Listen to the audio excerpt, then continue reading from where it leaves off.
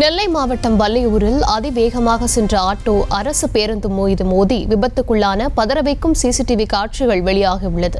இதுகுறித்தான கூடுதல் விவரங்களை தர இருக்கிறார் செய்தியாளர் பூபதிராஜ். வணக்கம் பூபதிராஜ், விவரங்களை வழங்கலாம்.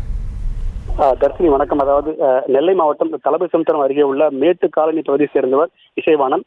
இவர் சொந்தமாக ஆட்டோ வைத்து தொழில் செய்து வருகிறார். இதனிடையே நேற்று மாலை நேரத்தில் தலபசமுத்திரத்திலிருந்து வள்ளியூர் நோக்கி சவாரிக்காக வந்திருக்கிறார். இதனிடையே வள்ளியூர் அருகே உள்ள சித்ரா திரையரங்கம் பகுதியில் ஆட்டோ வேகமாக வந்த நிலையில் எதிரே வள்ளியூரிலிருந்து நாங்குநேரி நோக்கி சென்ற அரசு பேருந்து மீது மோதியது. இந்த விபத்தில் ஆட்டோ ஓட்டுநர் இசைவாணன் படுகாயமடைந்தார். மேலும் ஆட்டோ ஓட்டுநர் இசைவாணன் மது அருந்திவிட்டு ஆட்டோ ஓட்டியது போலீசார் விசாரணை தெரிய வந்திருக்கிறது. இதனிடையே இந்த விபத்து குறித்த சிசிடிவி காட்சிகள் அருகில் உள்ள கடையில் பதிவானது. இந்த சிசிடிவி காட்சிகள் தற்பொழுது சமூக வலைதளத்தில் வைரலாக பரவி வருகிறது. மேலும் விபத்து குறித்து வள்ளியூர் போலீசார் வழக்கு பதிவு செய்து விசாரணை மேற்கொண்டு வருகின்றனர். தர்ஷினி, செய்திகளை உடனுக்குடனும் துல்லியமாகவும் தெரிந்து கொள்ள சப்ஸ்கிரைப் பண்ணுங்க.